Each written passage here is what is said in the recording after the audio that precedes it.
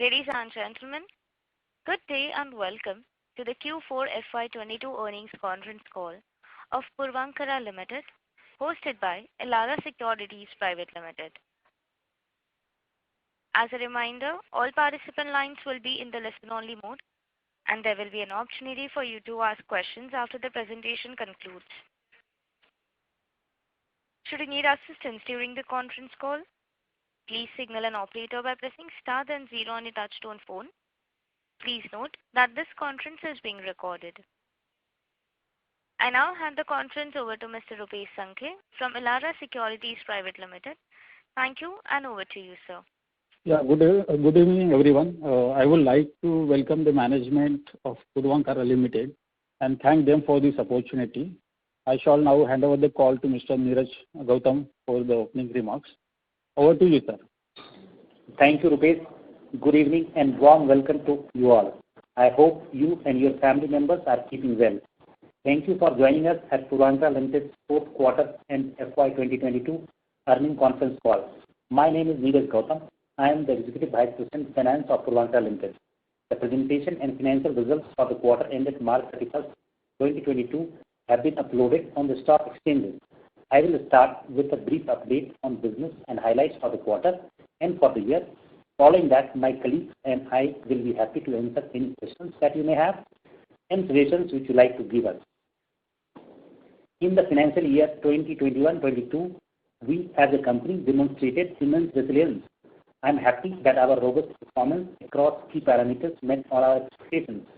Continued dedication by our team members and our renewed strategic business approach have helped us overcome hurdles presented by the pandemic, along with the challenges related to the global supply chain.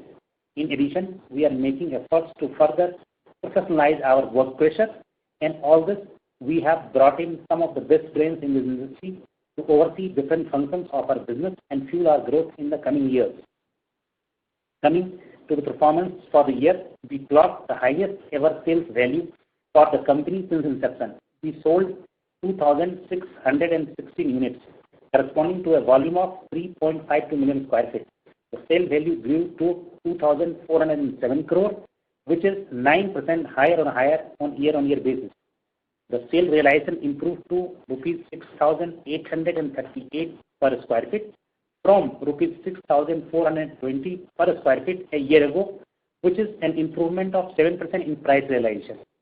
Our operating inflows for the year were the highest since our inception and stood at INR 2,231 crore, up by 74% compared to INR 1,289 crore last year.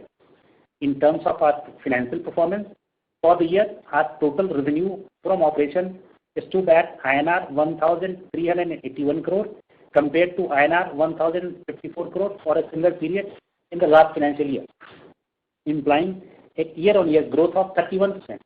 EBITDA stood at rupees 6,638 crore compared to INR 324 crore for the previous year, implying year-on-year growth of 70%.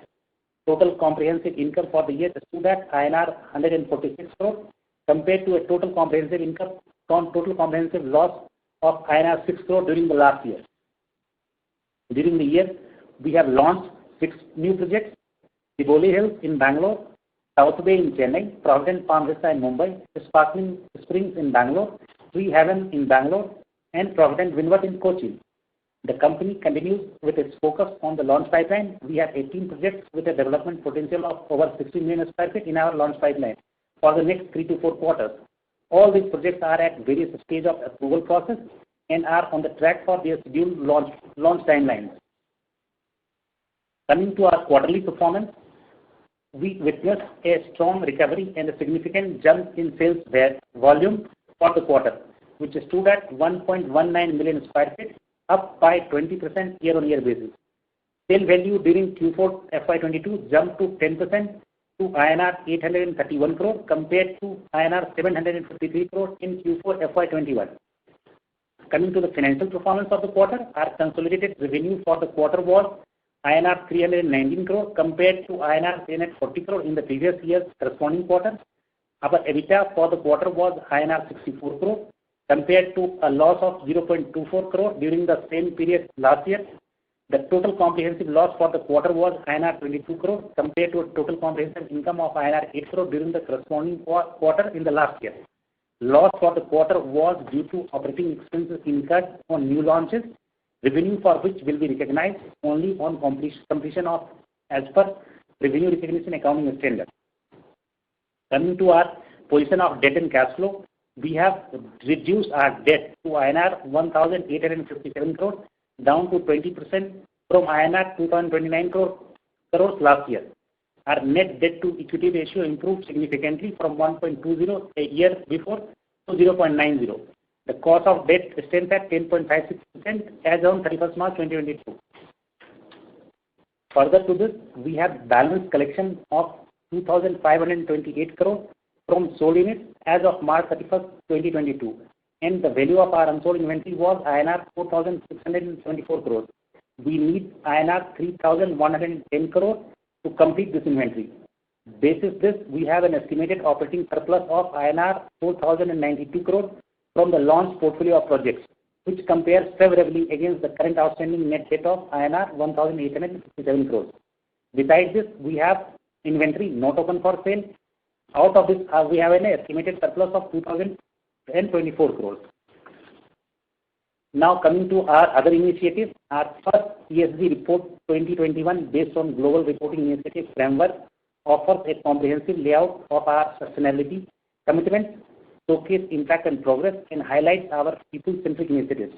This has enabled us to identify our core ESG areas: climate protection and water, human rights and health safety, diversity and inclusion, ethics and integrity, and customer engagement. Our ESG report underscores our commitment to protecting our planet and empowering people within and beyond our organization. While we celebrate the milestones we have achieved so far, we also recognize that we can always do better and will continue to do so. We are encouraged and excited by the positive outlook of India's real estate sector as the demand looks healthy. We will continue to focus on profitable execution of our ongoing projects and leverage our rich land bank, create a sustained growth trajectory to gain market share across key residential markets. We are reasonably confident of building on the current business momentum and committed to creation of sustainable returns on our stakeholders. With this, I conclude my remarks. Thank you for joining the conference call. We are now open for questions and suggestions that you may have. Thank you. Thank you very much. We will now begin the question and answer session. Anyone who wishes to ask a question may press star and one on their touchtone telephone. If you wish to remove yourself from the question queue, you may press star and two. Participants are requested to use handsets while asking a question. Ladies and gentlemen, we will wait for a moment while the question queue assembles.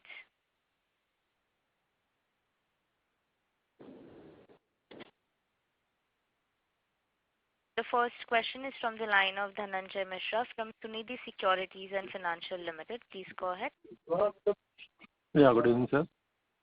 So what is the delivery target for next 2 years based on whatever ongoing projects we have? Like this year we have done about 1 million deliveries. So what will be the delivery target for next FY23 and FY24? So total we are looking at delivery in this year, in the current financial year, of over 3,000 units. And that will again be in fact above the previous pre-COVID level delivery, which we are talking about 2019. So it will be in excess of about 3 million square feet. So 3 million square feet, and if we take average 7,000 rupees average realization, so can we do about 2,100 kind of revenue in P&L?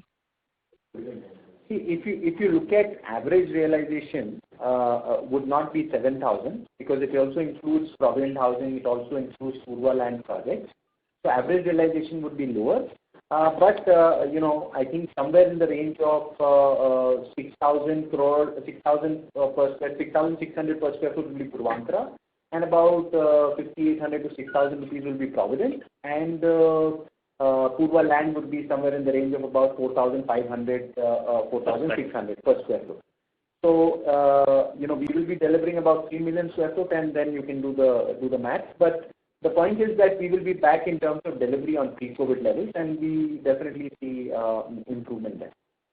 And most of the cost we have already provided for the ongoing projects. That is why we are having losses in P&L in this year. So next year, EBITDA should be much better because, right? When we're saying most of the cost, means the most of the cost related to sales and marketing and G&A has been provided. However, in terms of the balance construction cost, which is will recognize, cost will recognize only when we'll recognize the revenue. Right, so right. There are balance costs to complete these projects, which is we are showing in our cash flow slide in our presentation. So what you're saying, you're right, that a lot of these costs, which are new launch costs, specifically related to sales, marketing, and launch, have been accounted for right now. Right. And in terms of, if we compare Puravankara versus Provident, so in terms of sales, Puravankara sales has been muted compared to Provident. So any specific reason we are having lesser launches, or any specific reason in this segment? People are going more for affordable housing and. No, I will share with you. So if you look at the data point per se, you will see that our ready-to-move-in inventory we exhausted in Puravankara. And if we look at the new launches, there were no new launches done in Puravankara. All the new launches were done in Purva Land and Provident. And hence, but the sustenance business did better, and that is how we covered for the reduced ready-to-move-in inventory sales. So Puravankara, on an overall basis, given that it had no new launches, it did quite well. Provident did very well because we had launches under Provident, which Neeraj mentioned a little while earlier, and therefore we saw much healthier and much better numbers in Provident. But this year we are looking at, of the total new launch of about 16 million square foot, we are looking at new launches of about 6 million square foot in Puravankara. So I think this year's sales numbers will look quite different. And Provident sales also includes the plotted project which we launched during the period that we mentioned in our opening remark, Tivoli Hills, which is a plotted development project, which is Provident Tivoli Hills, and our sales of Provident includes that Tivoli Hills sales, and hence Provident sales number is better than the Puravankara sales. And lastly, on balance sheet side, what is your target for debt reduction next year? Our net debt as on 31st March is 1,857 crore. And our scheduled repayment for the next financial year is about 450 crore. So besides scheduled repayment, we'll also drawing some construction finance for all our ongoing projects, but will be in the same range of the same level of the debt in the next financial year also. If you look at it, I think what's important, and I keep saying this, is that you should look at debt not as an absolute number, but debt per square foot of construction area that you have on the floor, which is currently under operation. And that will scale up tremendously in the coming year. So if you look at per square foot debt, which is currently under construction, that will continue to reduce. An absolute number can hover around the same number or marginally go up, but it doesn't matter given the volume that you're looking at. So you look at it relative to the business that you're doing, and if you look at it from your point of view, Puravankara as a business will scale up, and therefore you would, I think we will be in a very comfortable position. And this 2,200 crore figure is collection figure, not the operating cash, right? For the full year. It's operating all sort of inflow besides the project collection. Sale of our project, we have this operating inflow includes our entire group business inflow. Our construction has inflow, our interior business has inflow. So all put together, we have collected more than 2,000 crore during the financial year. So what is the pure collection on this 2,600 crore sales value? So 2,400 crore sales value we have. About 1,400 crore we have collected from the residential project. Okay. So entire year, maybe previous year collection and this year collection is 1,400 crore, right? Yes. Okay, sir. That's all my say. I hope next year P&L will look much better in terms of even in terms of cash flow. So all the best. Thank you. Thank you so much. Thank you. The next question is from the line of Aditya Mehta from Dynamic Investment. Please go ahead. Hello, am I audible? Yes. Yeah, hello sir, good afternoon, and thank you so much for taking my question. So my first question would be on the debt profile. Debt profile has been consistently improving over the years. I would like to know what kind of debt to equity or let's say debt EBITDA ratio can we look for? Maybe for short term and long term, let's say 2 to 3 years down the line.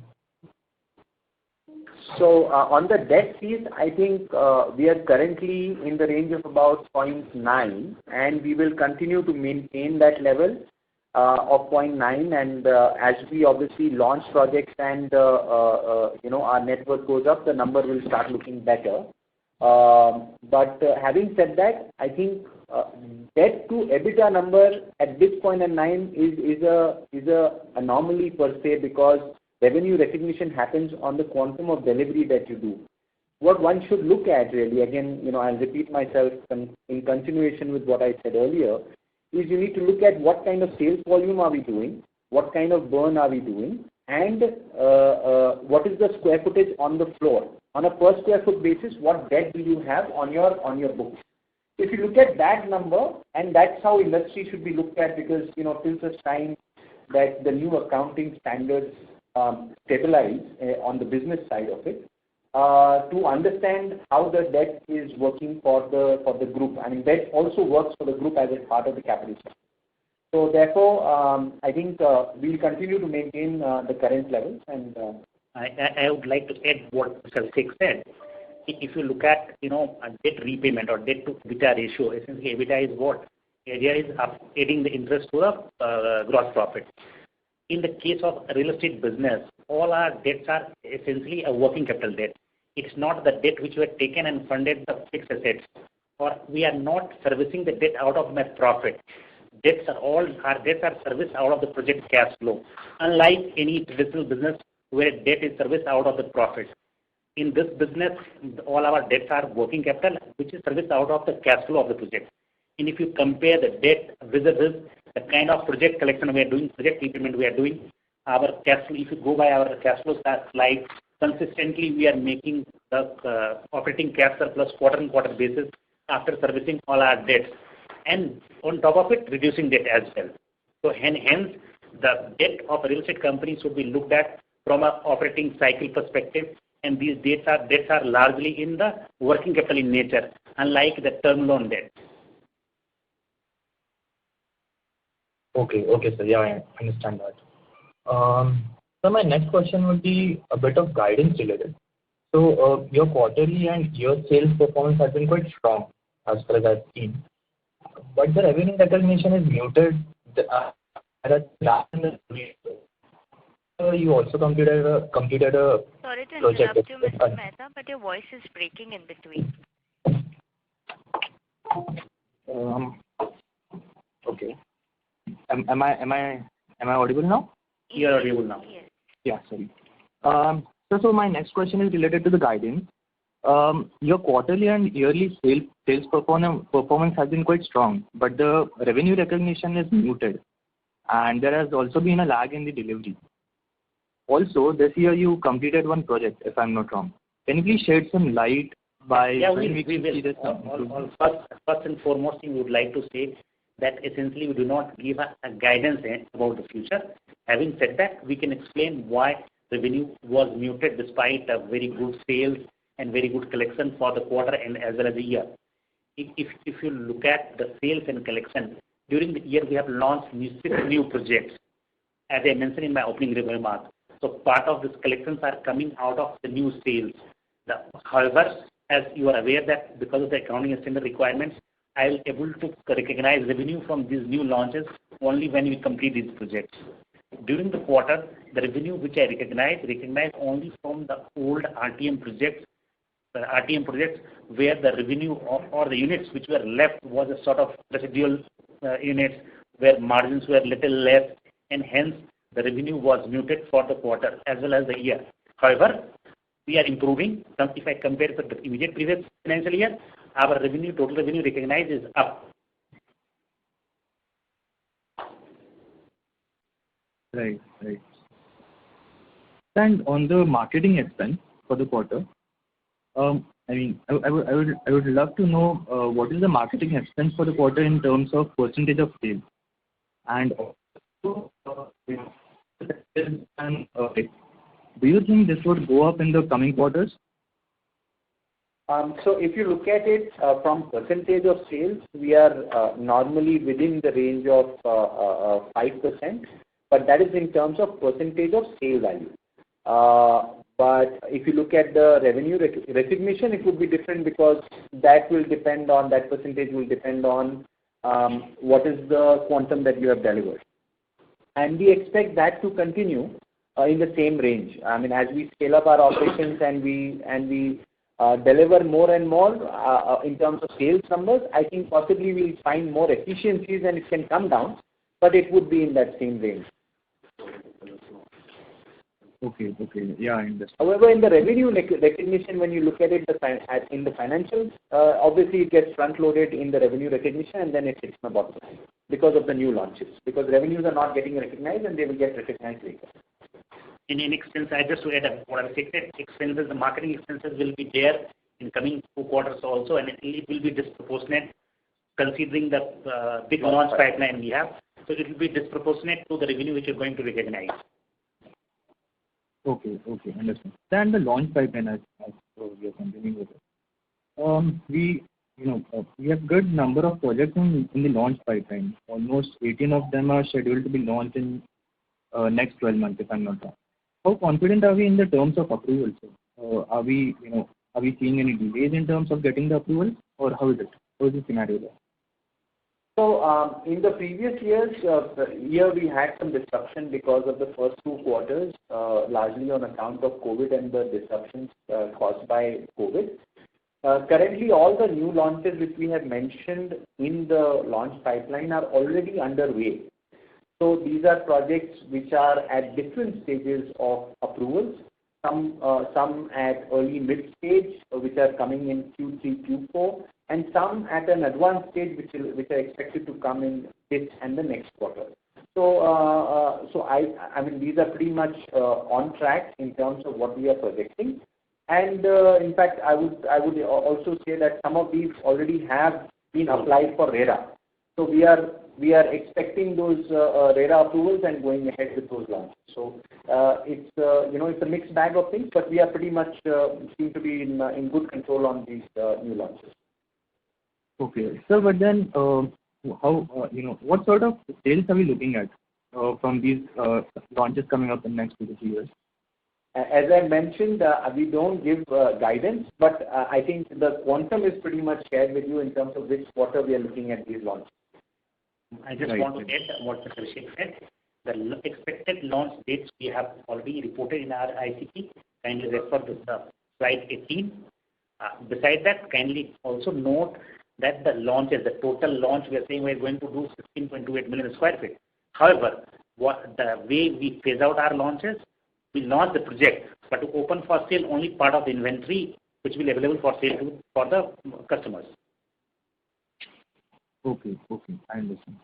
And on the, if I can squeeze in a few more, I have a question on the last quarter launches. So, what is the sellable area of the projects that you have, launched this quarter, and what is the kind of traction you are seeing over there in terms of, let's say, inquiries and bookings, especially in the Palm Vista and Wynwood? So, if you go to our slide on, inventory slide in our presentation, we are mentioning how much percentage we have sold already.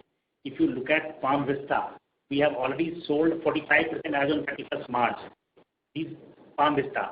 This does not include the sale which we have done in April and May. Yeah. As on 31st March, we have sold 45% of the launch inventory as far as Palm Vista is concerned.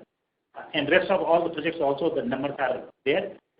Which is Wynwood. We launched Wynwood, and Wynwood we have sold 29% out of the open inventory as on 31st March. And this does not include the sales which we have done in April and May. And there was one more project which was 100% sold out in Chennai, which was Southway. Southway, if you look at, we launched, we have sold 99% of the inventory as on 31st March. which is in our slide. If you can refer our slide number 28 in our presentation. Okay, sir, I understand. So, but then, if you divide your ongoing projects on the basis of geographical location, right? So, do we see this number rising going down the line? Or sorry, we missed you were breaking up in between. Can you come again, please? Yeah, sure. So, on the segment side, sir, if we divide your ongoing projects on the basis of geographical location, and to my understanding, 49% of the share is coming from the non-Bangalore side.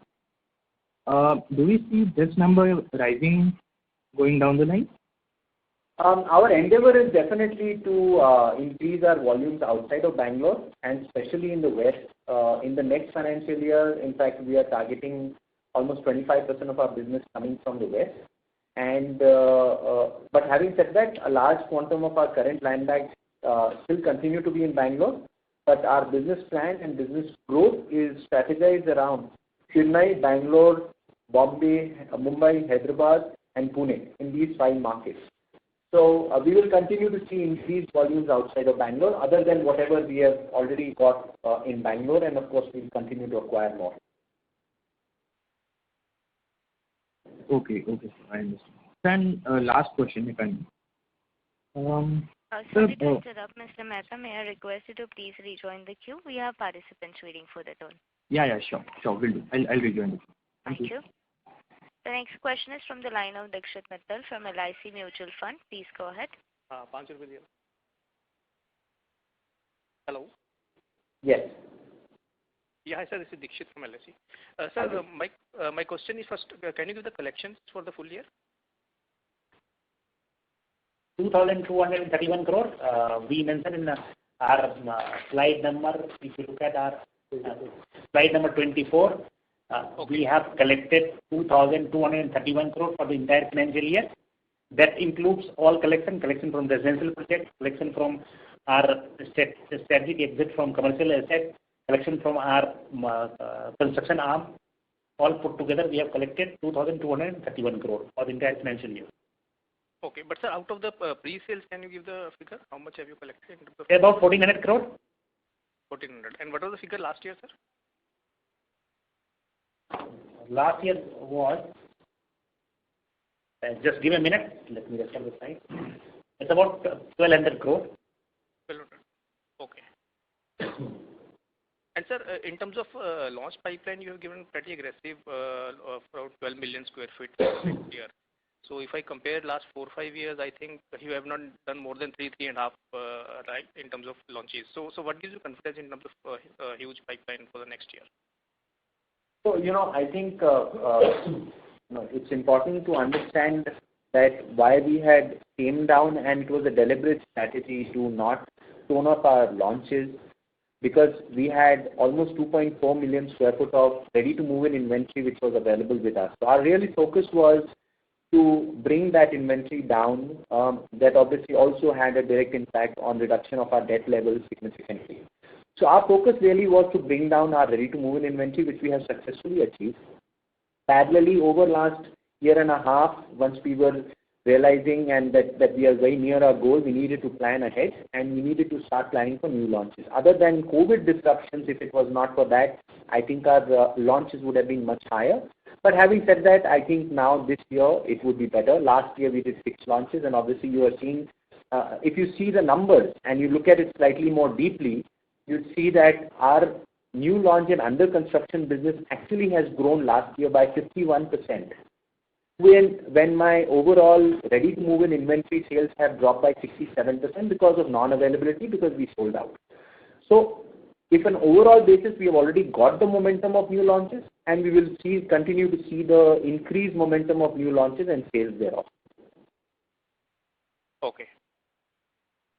But sir, over the full year, if I see in terms of sales, though for the quarter you have done well, 1.2 million. But for the full year, I think it's a flattish as compared to last year. Like if I compare other Bangalore-based players or other real estate players, I think they have done much better, right, in terms of full year sales. Any particular reason for that?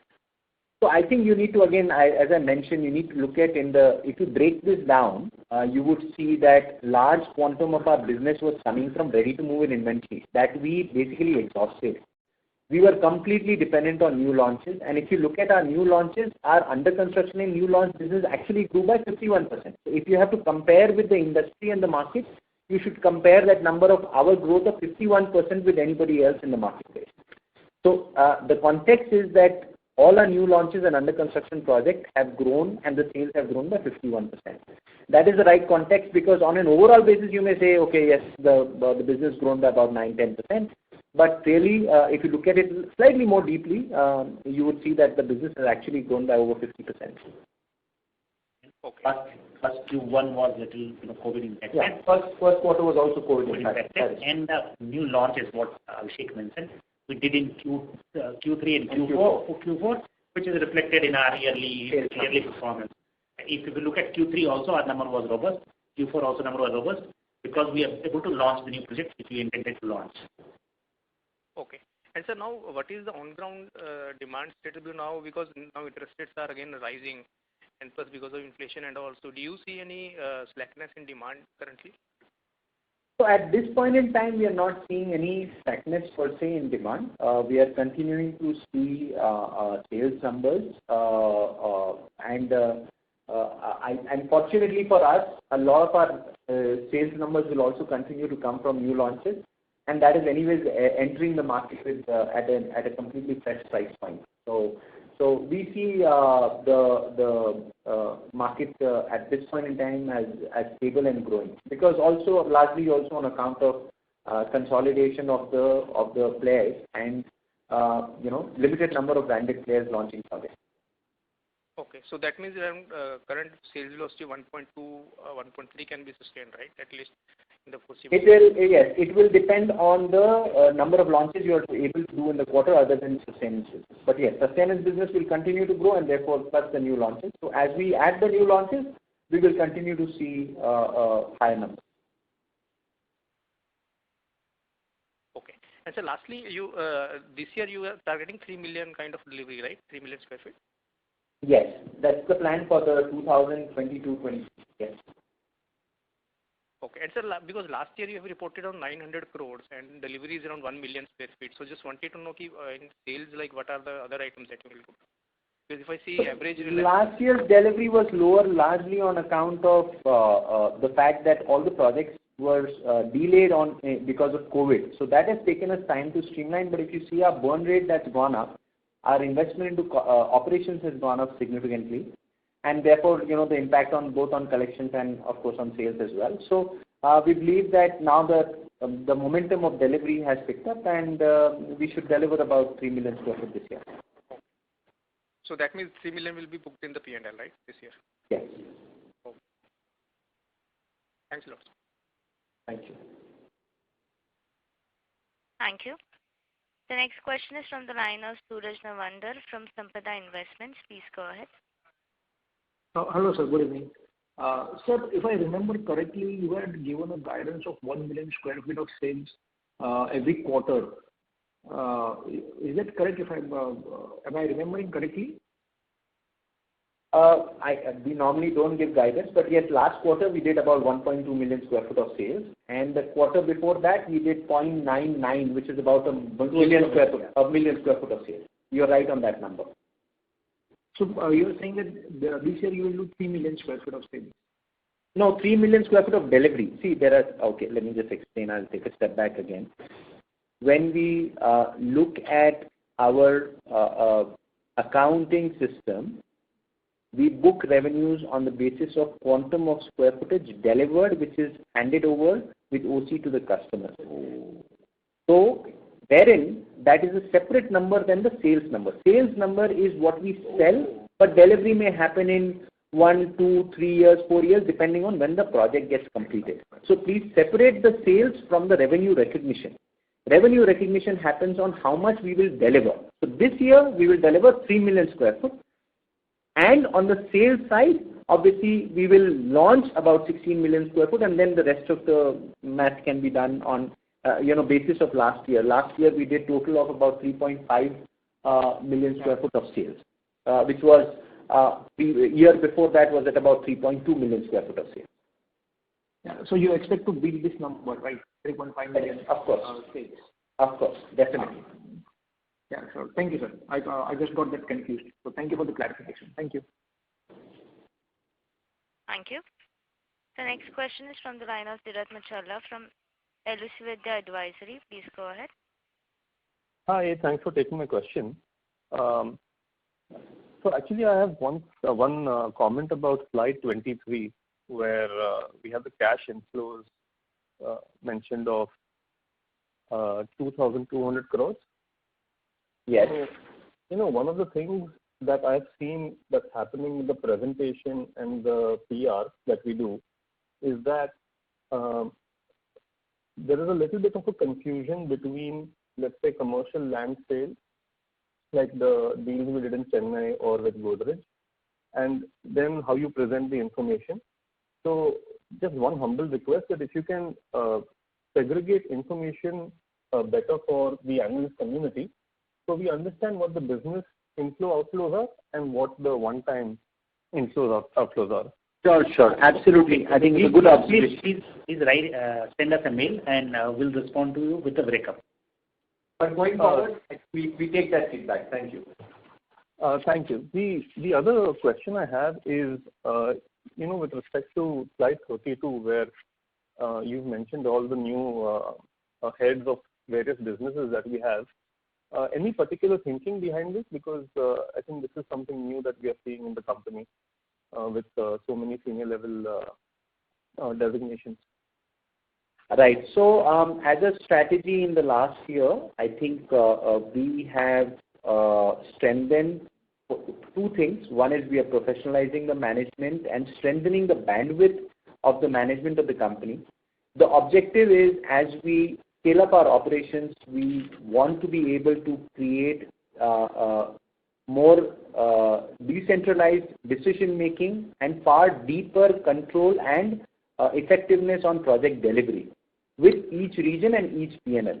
So with that goal in mind, we have expanded our bandwidth. And when we speak about selling more and delivering more, obviously you require that kind of management bandwidth, and in that process, in that direction, we have done this. So let me just share. I'm sure you're seeing it on the slide and the details that the senior level hires are there. For example, Satya has come in from Tata Projects to scale up our contracting EPC business. Sanjay has come in, of course, for the western region, which is basically Bombay, Pune, Goa. Praveen has come in only to focus on Purva land because we believe that Purva land is going to be a significant growth asset for us in multiple markets. And of course, West being very important for us and a key market where we are scaling up our operations, Sanjay is going to contribute tremendously with his entire experience that he brings on the table. Malana, of course, comes with a significant industry experience and brings a lot of value to Provident Housing, and his endeavor will be to continue to scale up our affordable housing business. So, with that leadership put together, we believe that we are poised for significant growth. I mean, if you look at our land bank, we are looking at over 50 million square foot of land today in our books already, where we have already invested. These are lands which are with us. So we want to speed up our monetization and churn the capital, bring our equity invested in these projects back, and then churn the capital further and scale up our market share. So this is in that direction that we are doing. And added to that, of course, we are implementing SAP, and we've done a business process engineering exercise for more effective processes and controls with this kind of scale up of operations. So there are multiple strategic initiatives, and this is part of that. Okay, superb. Just one last thing, if I may. I think over the last 2-3 years, we've started having a lot of moving pieces with Purva land, with the AIF that we are raising, with the commercial projects, the international partner we're trying to find for a platform. So just if the investor relations team can work better to portray this information well, that will help a lot in getting people to understand what the business is, because the business has changed over the last 3 years. Yes, yes. I mean, feedback taken. I think our engagement with the investors has increased, and we will continue to endeavor and communicate a lot more with the investor market. Thank you, sir. Thank you so much for your feedback. Thank you. The next question is from the line of Rakesh from Insect Securities. Please go ahead. Hi, sir. I have one question, sir. So what is the status of your commercial projects, sir? So on the commercial side, there are two projects we are launching this year. One is a little over 2 million square foot. We are getting the sanctions, which is in Bangalore, and the other one, which we have just started construction. This is at about 800,000 square foot. So this year we will definitely take about almost about 3 million square foot to under construction. Okay, sir. Thank you, sir. Thank you very much. Thank you. Thank you. The next question is from the line of Aryan Sharma from Infinity. Please go ahead.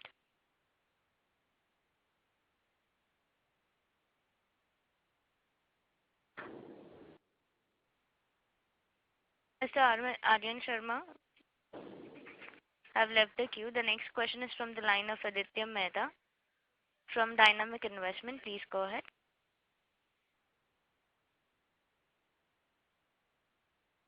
Mr. Aditya Mehta, please go ahead with your question. Your line is unmuted. Hello, am I audible? Yes, sir, you are. Yeah, so I wanted to know your Q4 FY22 sales was around 829 CR.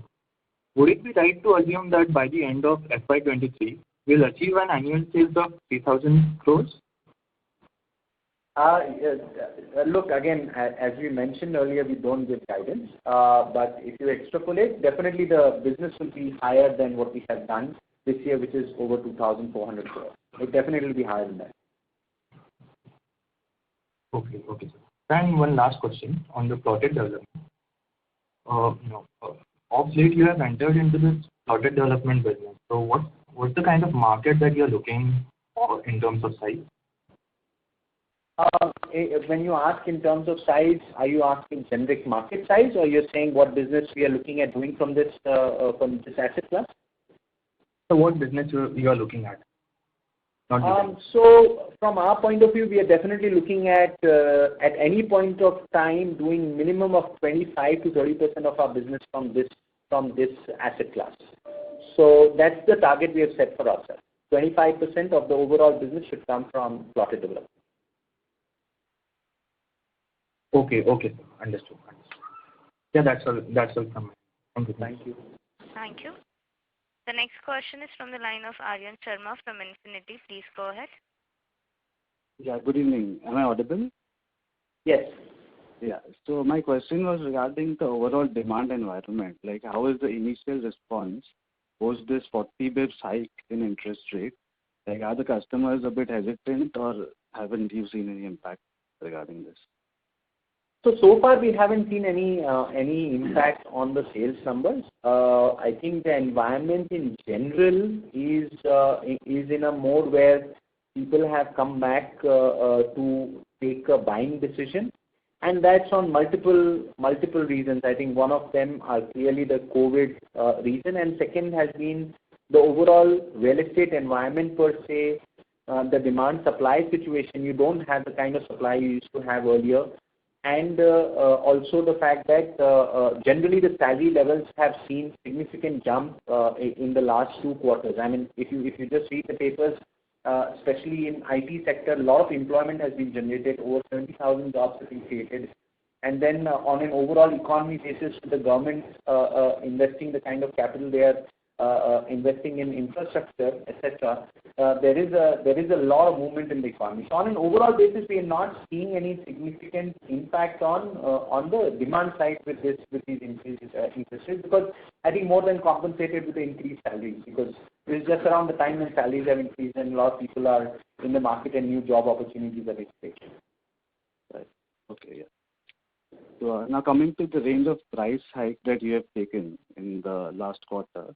So is this on an overall portfolio level or only for the new projects which are going to start? No, it is on overall portfolio level because these price hikes and different prices are for different markets, different asset classes, different stages of construction, and depending on demand, supply in each micro market. So, but it's on overall basis that the prices have gone up. Okay. And my last question, I don't know if I might have missed it, but what is the impact of the construction cost due to the commodity prices? I mean, the rise of prices globally. So the way we have, as you see, the price appreciation has pretty much compensated for any price increase as far as the commodity prices are concerned. So I think there we are very much protected as far as the price increase. All right. Okay, thank you. All the best. Thank you. Thank you. Ladies and gentlemen, this was the last question for today. I would now like to hand the conference over to Mr. Neeraj Gautam for closing comments. Thank you, ladies and gentlemen. Hope me and my colleagues have been able to answer all your questions. We are always available to reply your questions if you reach out to me over the mail ID given in this presentation. Thank you once again and wishing you all happy weekend. Thank you. Thank you. On behalf of Elara Securities Private Limited, that concludes this conference call. Thank you for joining us, and you may now disconnect your lines.